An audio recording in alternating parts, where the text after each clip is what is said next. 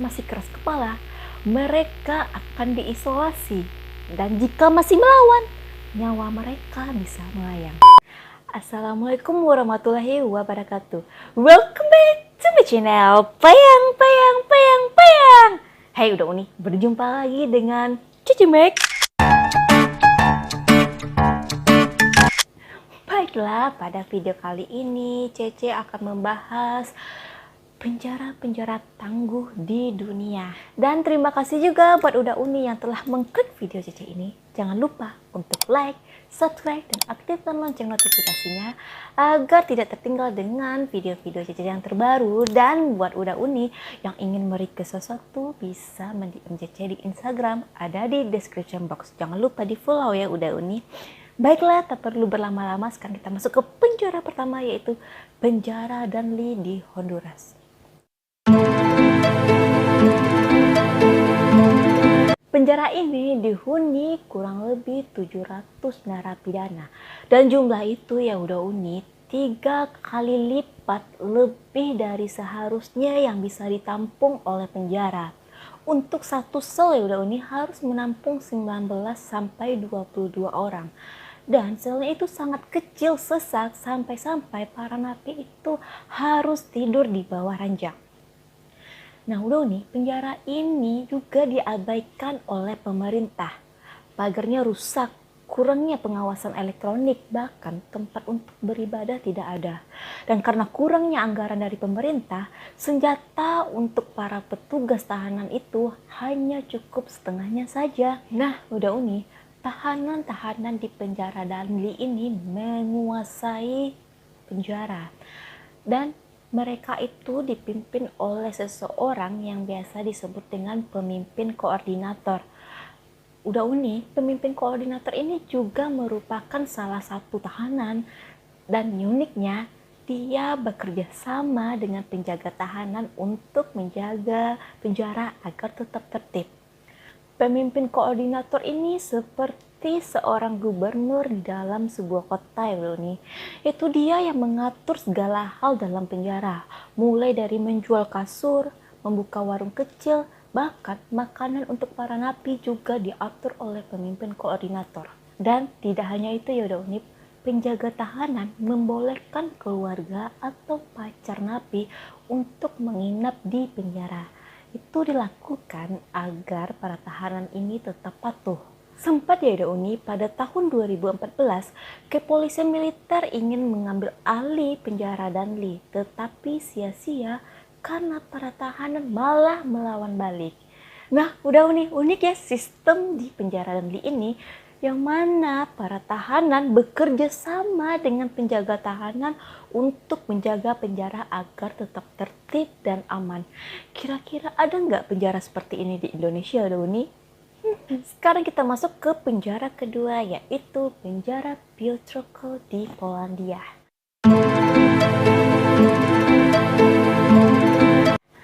Nah, udah nih, penjara ini dibangun pada tahun 2003 dengan keamanan maksimum untuk membuat patuh para penjahat-penjahat terburuk. Dan penjara ini dihuni lebih dari 700 narapidana sadis seperti penculik, pemerkosa, dan pembunuh berdarah dingin. Bahkan geng-geng Polandia yang terkenal kejam dan sadis juga dipenjara di penjara Piotrków. Setiap ruang di dalam penjara Piotrków ini memiliki sistem keamanan yang sangat canggih, dan para tahanan ini akan dibagi ke beberapa sayap. Dibilang sayap karena kalau kita melihat dari atas, bangunan penjara ini seperti huruf Y udah nih, seperti ini. Jadi mungkin sayapnya di sini ya udah nih. Para tahanan ini juga akan dikelompokkan dari kelompok yang berisiko rendah sampai tinggi. Buat kelompok yang berisiko rendah itu memiliki keistimewaan untuk bekerja. Pekerjaan itu seperti mengepel lantai atau membersihkan kamar mandi. Nah, kenapa itu dibilang keistimewaan ya? Karena bagi beberapa napi ya, bekerja ini merupakan salah satu cara untuk menghilangkan kebosanan dan menambah ruang gerak mereka di dalam penjara.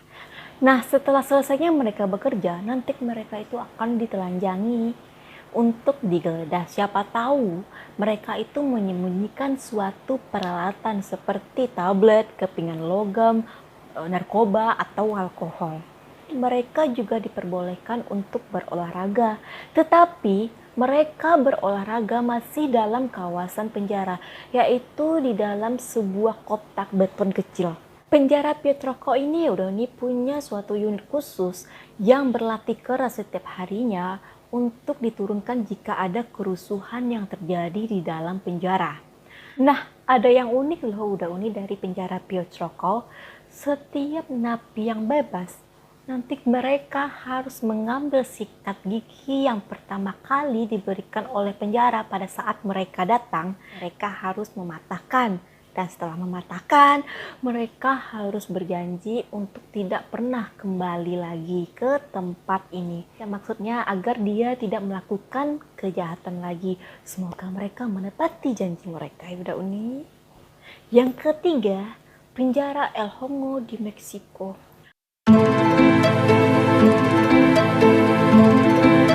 Pada tahun 2008 terjadi kebakaran di penjara La Mesa yang dipicu karena kematian seorang narapidana.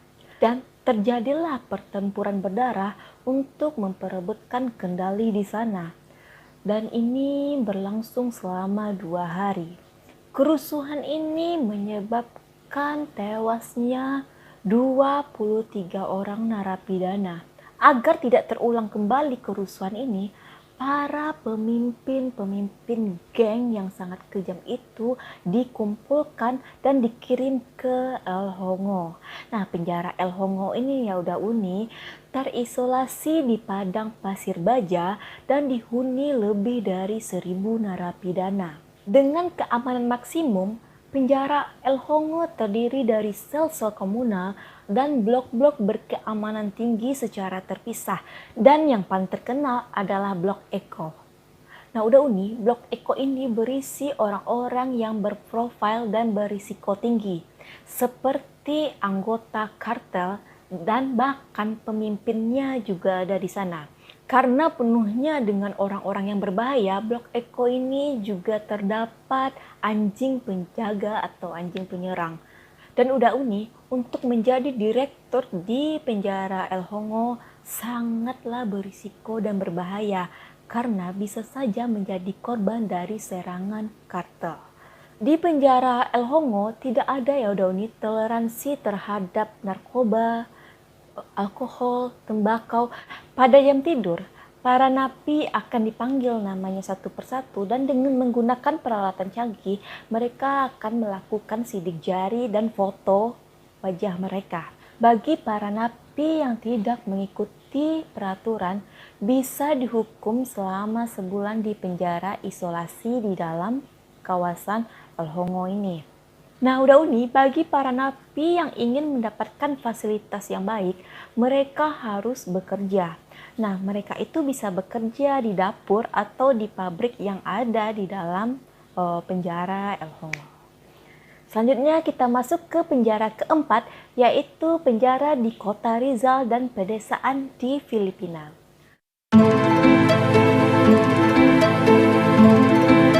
Penjara Rizal ini ya udah unik, merupakan penjara tua di Filipina dan dihuni oleh 150 orang narapidana dengan 130 napi cowok dan sisanya itu napi cewek. Sebagian ditahan sementara untuk menunggu sidang atas tuduhan yang mereka lakukan. Ada yang sebagai pembunuh, pemerkosa, narkoba, dan yang sebagainya. Penjara ini dikuasai oleh geng yang terkenal kejam yang bernama Sputnik. Geng Sputnik inilah yang akan bertanggung jawab atas disiplin di dalam sel. Dan untuk di luar sel itu adalah tugas para penjaga tahanan.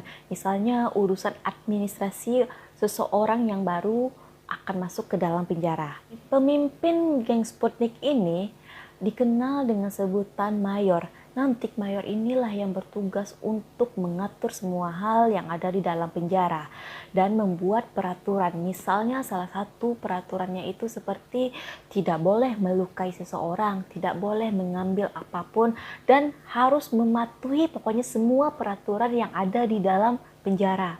Nah, buat para napi yang baru masuk ya ada dua pilihan. Yang pertama, mereka bergabung dengan geng Sputnik. Yang kedua, mereka boleh tidak bergabung. Nah, apa perbedaannya udah Uni? Nah, jika mereka memilih bergabung dengan geng Sputnik, mereka ini tidak perlu melakukan pekerjaan. Pekerjaan dimaksud itu seperti mengepel lantai, membersihkan kamar mandi, mencuci pakaian, dan lain-lain ya udah Uni.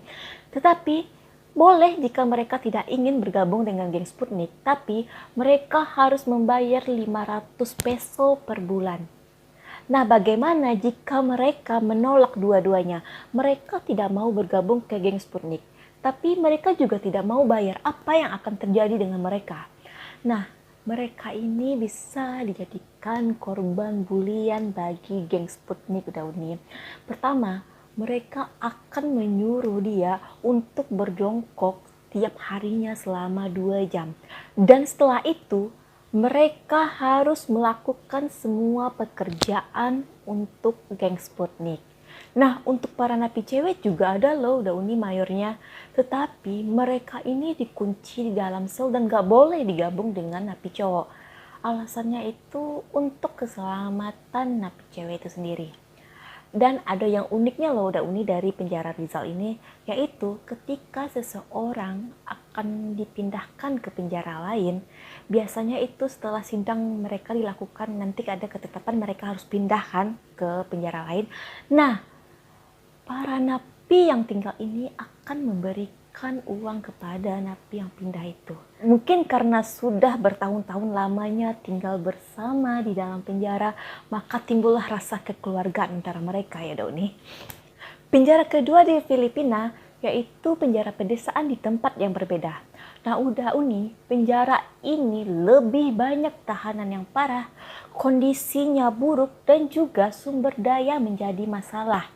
Nah, udah Uni, penjara ini juga dikendalikan oleh seorang mayor. Penjara ini memiliki 490 narapidana dan hanya memiliki 2 bangunan kecil. Nanti satu bangunan kecil ini dihitung sebagai satu sel ya, Uni.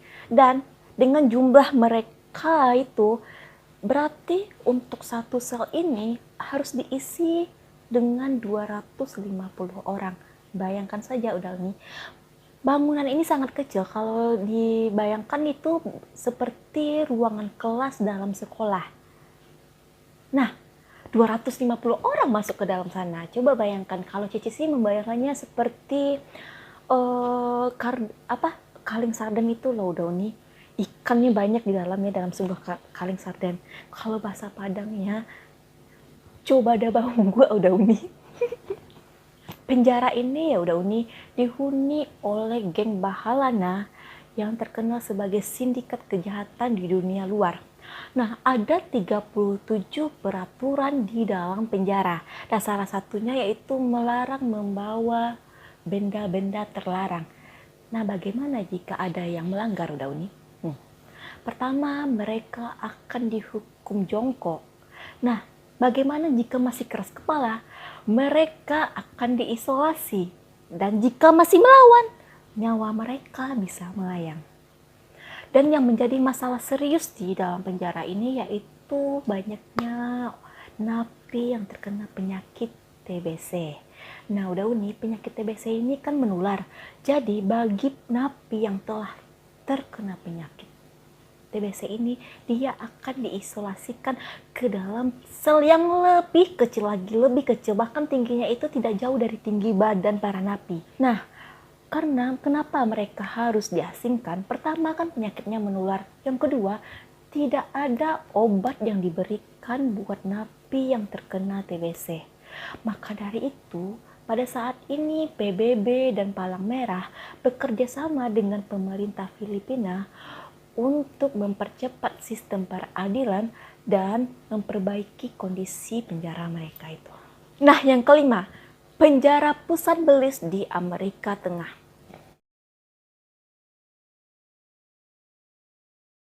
penjara ini dihuni lebih dari 1.300 narapidana dan seperempatnya karena pembunuhan.